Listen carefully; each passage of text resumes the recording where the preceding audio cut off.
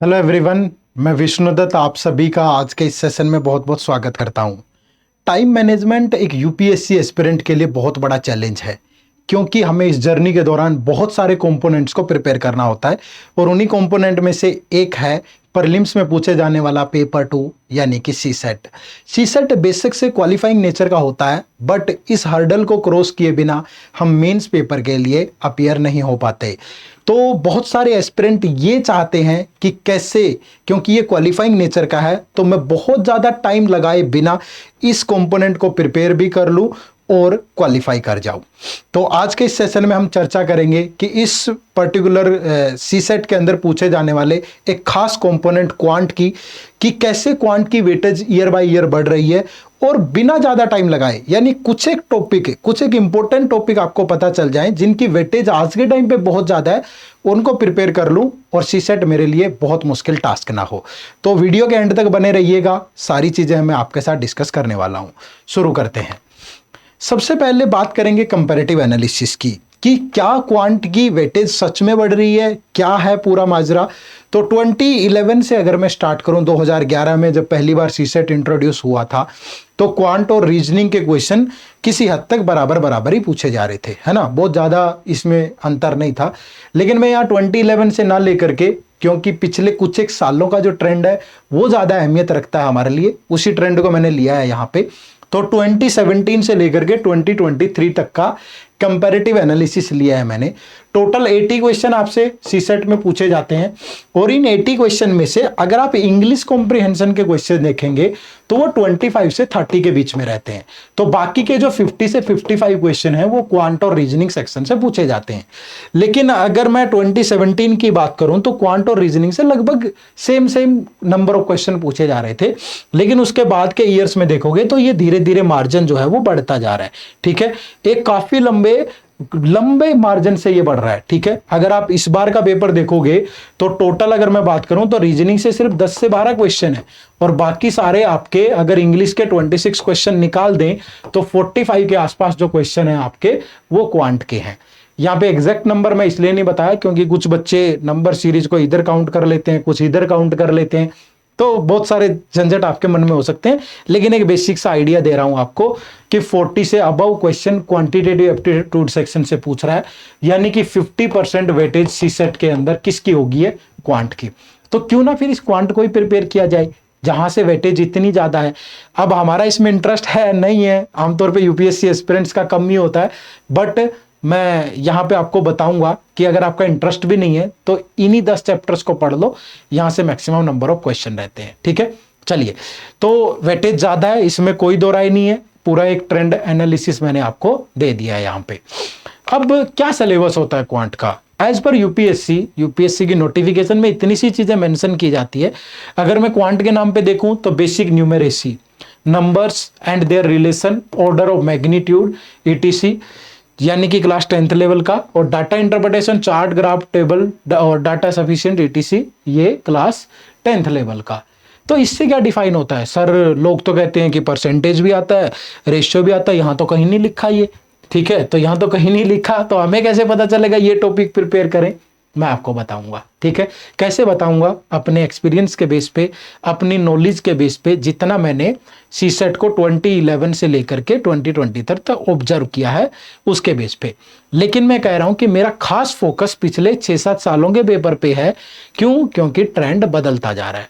अब अगर आप बात करोगे सिलेबस में तो इंटरपर्सनल स्किल्स, कम्युनिकेशन स्किल, ये सब भी है, डिसीजन मेकिंग भी है, बट सी सेट में इस टाइप के क्वेश्चन ना के बराबर हैं आजकल, है ही नहीं। तो इस जो नया ट्रेंड है उसको समझना जरूरी है। ठीक है, चलिए तो समझते हैं उस ट्रेंड को, उसी के बेस पे मैंने आपका ये सिलेबस बनाया है। ठीक है, इस सिलेबस के अंदर आपके ये टॉपिक रहते हैं, ये पूरा क्वांट का सिलेबस है। नंबर सिस्टम है, सिंप्लीफिकेशन है, एलसीएम एचसीएफ है, परसेंटेज है, ratio, mixture, profit loss, compound simple interest, average, age, time and work, ये सिलेबस है आपका। अब आप कहोगे सर इतना तो टाइम ही नहीं है, मुझे तो ऑप्शनल को देना है, करंट अफेयर है, जीएस के अदर कंपोनेंट्स हैं, सीसेट क्वालिफाइंग नेचर का, इतना टाइम क्या मैं इसको डेली 2-3 घंटे दूं 6 महीने तक, तब प्रिपेयर होगा? नहीं, इतनी जरूरत नहीं है। क्वालिफाई तो करना है, 33% मार्क्स चाहिए भाई, टॉपर थोड़ा बनना है। टॉपर बनना है जीएस में बनिए, ठीक है, पेपर 1 में मेरिट निकालिए, मेंस के अंदर लिखिए बहुत अच्छा, ठीक है, अपना ऑप्शनल में 300 प्लस स्कोर करिए तब माने, है ना। तो वो वहां पे आपको ज्यादा फोकस करना है ना, तो वो आपको ध्यान में रखना है। तो मैंने कुछ टॉपिक्स डिसाइड किए हैं जो कि इंपॉर्टेंट है, मैंने डिसाइड नहीं किए, यूपीएससी की तरफ से जो क्वेश्चन पूछे गए हैं उन्हीं का एनालिसिस मैंने किया है, उसको मैं आपके सामने रख रहा हूं, ठीक है। तो दूसरा ये टॉपिक इंपॉर्टेंट है। अब आप कहेंगे सर ये जो इंटरप्रिटेशन स्किल है, कम्युनिकेशन स्किल है, या जो आपने ये टॉपिक बताए, इनके अलावा अगर दूसरे टॉपिक से क्वेश्चन पूछ लिया, देखो यूपीएससी है, संभावना है कहीं से कुछ भी पूछ सकता है, ठीक है, यूपीएससी की मर्जी है। लेकिन एक बात ध्यान रखिए, टॉपर तो बनना नहीं है, क्वालिफाई ही करना है। अगर 2-3 टॉपिक ऊपर नीचे भी हो जाते हैं कि जो टॉपिक मैंने नहीं बताया वो पूछ लिए, तो कौन सा पहाड़ टूट जाएगा, नहीं, मतलब मैक्सिमम वेटेज यहां से रहती है, तो हमें तो क्वालिफाई ही करना है, तो इन्हीं को प्रायोरिटी पे प्रिपेयर करें। बाकी सब अगर एक आध कोई टॉपिक इधर उधर पूछा भी गया तो कोई ज्यादा फर्क नहीं पड़ेगा, है ना। तो इस चीज को समझिएगा। तो ये टॉपिक है number system, LCM HCM, permutation combination probability, percentage, profit loss ratio, time work, time distance, edges average. कैसे बोल पा रहा हूं कि यही इंपॉर्टेंट है, तो आपको एक मेहनत करनी पड़ेगी, आपको यूपीएससी के पेपर निकालने पड़ेंगे और फिर चेक करना पड़ेगा, है ना, कि किस टॉपिक से कब कब क्वेश्चन पूछे गए हैं। तो ये सारी मेहनत, सारे एफर्ट मैं बचा देता हूं आपके, तो मैंने यहाँ पे एक सेग्रीगेशन बनाया है आप लोगों के लिए, ठीक है। 2017 से मैंने स्टार्ट किया है 2023 तक कि क्वांट के किन टॉपिक से कितने कितने क्वेश्चन पूछे गए, उसी के बेस पे मैंने डिसाइड किया कि ये टॉपिक इंपॉर्टेंट है, इनको प्रिपेयर कर लो, ठीक है। जैसे मैंने बोला आपको कि नंबर सिस्टम कि सबसे इंपॉर्टेंट टॉपिक आज के टाइम पे नंबर सिस्टम है। इंपॉर्टेंट क्यों है, यूपीएससी का भी फेवरेट क्यों है, क्योंकि दायरा नहीं है ना, कुछ भी पूछ लेगा नंबर सिस्टम के नाम पे। लेकिन आज भी बहुत सारे, एक आध क्वेश्चन, 2-4 क्वेश्चन की मैं बात नहीं कर रहा हूं, अगर 22 क्वेश्चन पूछे गए तो 2-4 क्वेश्चन का तो मैं जिक्र नहीं करूंगा, लेकिन मोस्ट ऑफ द चीजें आज भी कंसेप्चुअल अंडरस्टैंडिंग और प्रैक्टिकल अप्रोच से बहुत इजीली बन सकती है, ठीक है। तो आपको इन पे फोकस करना है। तो नंबर सिस्टम इंपॉर्टेंट है क्योंकि पहले 6, 5, 8 क्वेश्चन पूछ रहा था, लेकिन पिछले 4 साल से तो गजब ही है, फिर 13, 15, इस बार तो 22 क्वेश्चन नंबर सिस्टम से थे।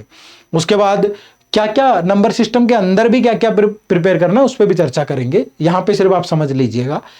प्रोबेबिलिटी परमुटेशन कॉम्बिनेशन से लगातार 2-2, 4-4 क्वेश्चन आ रहे थे, इस बार गजब हो गया है, 13 क्वेश्चन है। उसके बाद मेंसुरेशन से लगातार 2-3 क्वेश्चन आ रहे हैं पिछले कई सालों से, परसेंटेज से क्वेश्चन आ रहे हैं, प्रॉफिट एंड लॉस से क्वेश्चन आ रहे हैं, ठीक है, edges, time and work, time and distance से लगातार क्वेश्चन आ रहे हैं। तो इस एनालिसिस के बेस पे मैंने डिसाइड किया है कि ये सेग्रीगेशन ये तय करता है कि यूपीएससी इन टॉपिक से आमतौर पे क्वेश्चन पूछता है, ठीक है। तो अब आपको इसी के अकॉर्डिंग प्रिपेयर करना है, ठीक है। चलो तो चर्चा करते हैं कि ये सारा सिलेबस है, ये टॉपिक इंपॉर्टेंट है। एक दायरा तो ये हो गया कि इनसे लगातार सवाल आ रहे हैं, तो ये इंपॉर्टेंट है। लेकिन आपने देखा होगा कि 2023 का पेपर, उसको देख के हमें यही नहीं पता चल रहा था कि ये क्वेश्चन किस टॉपिक का है, ये आइडेंटिफाई करना मुश्किल था। तो उसके लिए आपकी कंसेप्चुअल अंडरस्टैंडिंग भी होनी चाहिए, है ना, प्रैक्टिकल अप्रोच बहुत जबरदस्त होनी चाहिए। इसके लिए हमने कोर्स भी लॉन्च कर दिया है। कोर्स के लिए आप हमारे नंबर पे कॉल कर सकते हो, ठीक है। तो नंबर आपको पता होगा, मैं लास्ट में बता भी दूंगा, लॉन्च हो चुका कोर्स, उस पर भी ध्यान दे सकते हो, ठीक है। चलो तो इंपॉर्टेंट टॉपिक जो है वो उनका जिक्र कर लेते हैं। तो सबसे पहला है नंबर सिस्टम, ठीक है। वो आइडेंटिफिकेशन करनी पड़ेगी आपको। जैसे नंबर सिस्टम, इसमें क्या क्या पढ़े, देखो सबसे पहले जैसे क्लासिफिकेशन ऑफ नंबर है। अब आप कहोगे सर मुझे तो पता है नेचुरल नंबर क्या होते हैं, इवन क्या होते हैं, ऑड क्या होते हैं, लेकिन मुझे तो इन पे कोई क्वेश्चन नहीं मिला पेपर के अंदर। अब मैं आपको एग्जांपल दे दूं, 2023 का पेपर निकाल लो, अगर क्लासिफिकेशन ऑफ नंबर से 3 से 4 सवाल है। एक तो वो वाला क्वेश्चन था जिसमें ये बताना है कि इनमें से सेट ऑफ नंबर दे रखे थे कि कौन सा डिफरेंट है, सारे प्राइम थे एक को छोड़ करके। एक ये क्वेश्चन था कि पी प्राइम नंबर है, सी कंपोजिट नंबर है, तो P plus C can be odd divide by P minus C, 2p plus C can be even odd, वो क्या है। अब आप वैसे अप्रोच प्रिपेयर नहीं करोगे तो तब तो दिक्कत आएगी, है ना। तो यूपीएससी का पेपर पहले प्रीवियस ईयर पेपर उठा के एनालिसिस करो, देखो, फिर उसको ब्रेक करो बच्चे। तो क्लासिफिकेशन ऑफ नंबर पढ़ो, उसके बाद डिविजिबिलिटी रूल से 3 सवाल है ना। फिर आप पढ़ो रिमाइंडर से 3 से 4 सवाल है। रिमाइंडर थ्योरम सिंपल रिमाइंडर है, पावर वाला है, 7x + 96 किसी भी नेचुरल नंबर से डिवाइड होता है, तो बताइए ऐसे कितने नेचुरल नंबर पॉसिबल है? क्वेश्चन नहीं था क्या आपके उसमें? एक क्वेश्चन है कि अगर 158.6 को किन नेचुरल नंबर से डिवाइड करेंगे रिमाइंडर हर बार 31 आना चाहिए। एक क्वेश्चन है 7x + 96 को अब x की वैल्यू क्या हो सकती है कि ये कंप्लीटली डिविजिबल हो उन नेचुरल नंबर से, ऐसे क्वेश्चन है। ठीक है, बहुत सारे क्वेश्चन है। रिमाइंडर का क्वेश्चन है 81 × 85 up to 96 divide by 100। Unit digit का क्वेश्चन है। कितने क्वेश्चन है जो ट्रेडिशंस जो टॉपिक्स है उन्हीं पे पूछे गए हैं। अब वो पढ़े नहीं, प्रिपेयर नहीं किया तो वो फिर गलत है ना। तो क्लासिफिकेशन ऑफ नंबर पढ़िए, उसके बाद डिविजिबिलिटी रूल पढ़िए, रिमाइंडर्स पढ़िए, यूनिट डिजिट का कंसेप्ट पढ़िए, लास्ट डिजिट का कंसेप्ट पढ़िए, नंबर ऑफ जीरोज का कंसेप्ट पढ़िए, हाईएस्ट पावर का कंसेप्ट पढ़िए। उसके अलावा फिर आप जो रिकरिंग डेसिमल का कंसेप्ट पढ़िएगा, उसके अलावा आप एपीजीपी ये वाला पढ़िएगा, नंबर ऑफ फैक्टर पे क्वेश्चन है वो पढ़िएगा, है ना। और उसके अलावा भी पावर वाले क्वेश्चन है, दूसरे मिसलेनियस बहुत टाइप के क्वेश्चन है। तो नंबर सिस्टम छोटा टॉपिक नहीं है। नंबर सिस्टम के नाम पे 3 चीजें पढ़ के पेपर क्लियर नहीं होना, बहुत अच्छे से पढ़ना पड़ेगा। ठीक है, तो पहला टॉपिक नंबर सिस्टम है, मैंने बता दिया इंटरनली भी क्या प्रिपेयर करना है। उसके बाद अगर बात करें तो दूसरा जो टॉपिक है वो एलसीएम एचसीएफ है। अब एलसीएम एचसीएफ से एक आध क्वेश्चन ही डायरेक्टली पूछा जाता है, दूसरे टॉपिक में भी यूज है, वो पढ़िएगा। परमुटेशन, कॉम्बिनेशन, प्रोबेबिलिटी एक बिल्कुल प्रैक्टिकल अप्रोच का क्वेश्चन है, जहां पे आपके दिमाग की बत्तियां खुल जाती होंगी। और इस बार इतने क्वेश्चन पूछे गए, कोई भी चीज घुमा फिरा के नंबर ऑफ वेज बताओ, इसको एडजस्ट कर सकते हैं, नंबर ऑफ वेज बताओ, इसको बना सकते हैं। ए से बी जा रहा है, बी से सी, सी से ए जा रहा है, तो ए डायरेक्टली सी तक जा सकता है कि नंबर ऑफ वेज बताओ। हर चीज एक प्रैक्टिकल अप्रोच है ना। तो प्रैक्टिकल अप्रोच है कि यूपीएससी एस्पिरेंट के लिए वैसे भी जरूरी है। ठीक है, आप कल को आईएएस ऑफिसर बन जाओगे, डिप्टी कलेक्टर हो गए, तो एक जिले को मैनेज करना है भाई, सिचुएशन कुछ भी आ सकती है, तो वैसी ही चीजें पूछ रहा है, तो ये इंपॉर्टेंट है, इसको प्रिपेयर करिएगा। उसके बाद नेक्स्ट है परसेंटेज। हर एक का अपना नजरिया है। बैंकिंग का परसेंटेज का क्वेश्चन डिफरेंट होता है, एसएससी का डिफरेंट होता है, ठीक है, और यूपीएससी का डिफरेंट है। यूपीएससी पे आमतौर पर डायग्राम बेस्ड होता है कि कुछ लोग बैंकॉक घूमने गए, किसी होटल में रुके, 70% लोग शाम को बाहर घूमने के लिए जाते हैं, 30% लोग शॉपिंग करने के लिए जाते हैं, 10% लोग होटल में रुक जाते हैं। ऐसे कितने लोग हैं जो शॉपिंग और घूमने दोनों जगह गए? इस टाइप के क्वेश्चन परसेंटेज में है। ठीक है, उसके बाद नेक्स्ट है profit and loss. Profit and loss से आपका बहुत ज्यादा मुश्किल क्वेश्चन नहीं है, डिस्काउंट पे क्वेश्चन है, नॉर्मल टर्मिनोलॉजी पता होगी तो सोल्व कर लोगे, लेकिन थोड़ा जो क्या बोलते हैं स्टेटमेंट बेस्ड क्वेश्चन है, वो लहजा है यूपीएससी का, उसमें आप कुछ नहीं कर सकते। ठीक है, रेशियो एंड प्रोपोर्शन से डायरेक्ट क्वेश्चन कम पूछे जाते हैं, लेकिन मैंने इंपॉर्टेंट की कैटेगरी में इसलिए रखा क्योंकि जो आगे आने वाले जितने टॉपिक हैं वो बिना रेशियो के नहीं बन पाएंगे, चाहे उसमें टाइम एंड वर्क है, चाहे उसमें टाइम एंड डिस्टेंस है या एजीज है, इन क्वेश्चन में रेशियो का बड़ा अच्छा योगदान है। ठीक है, टाइम एंड वर्क का क्वेश्चन बिल्कुल एक नॉर्मल ट्रेंड पे आ रहा है, लेकिन 2023 में थोड़ा स्टेटमेंट बेस्ड दे दिया, बेसिक चीजें क्लियर होगी कर लोगे। टाइम एंड डिस्टेंस का क्वेश्चन बहुत ज्यादा मुश्किल नहीं आ रहे हैं, लेकिन एक प्रैक्टिकल अप्रोच के साथ। ऐसे ट्रेडिशनल क्वेश्चन नहीं है कि डिस्टेंस का ही फॉर्मूला लगाओगे तो सोल्व हो जाएगा, नहीं, थोड़ा सोचने में मजबूर करेगा। एजीज का क्वेश्चन थोड़ा सा प्रैक्टिकल क्वेश्चन है। फिर से एवरेज का क्वेश्चन डायरेक्ट क्वेश्चन कम है, लेकिन नंबर्स की फॉर्म में एवरेज का यूज कर दे रहा है। ठीक है, तो ये वो इंपॉर्टेंट टॉपिक है जो आपको प्रिपेयर करने चाहिए। ज्यादा फोकस तो नंबर सिस्टम में ही करना है, क्वांट में, बाकी टॉपिक से एक एक दो क्वेश्चन रहेंगे। ये 2-3 टॉपिक अच्छे से करो। ठीक है, यहां तक 5-6 तो ये तो इतने तो जरूरी है, उसके बाद बाकी से एक एक दो रहेगा, तो नॉर्मल बेसिक से भी करोगे तो भी आप इनको कर लोगे।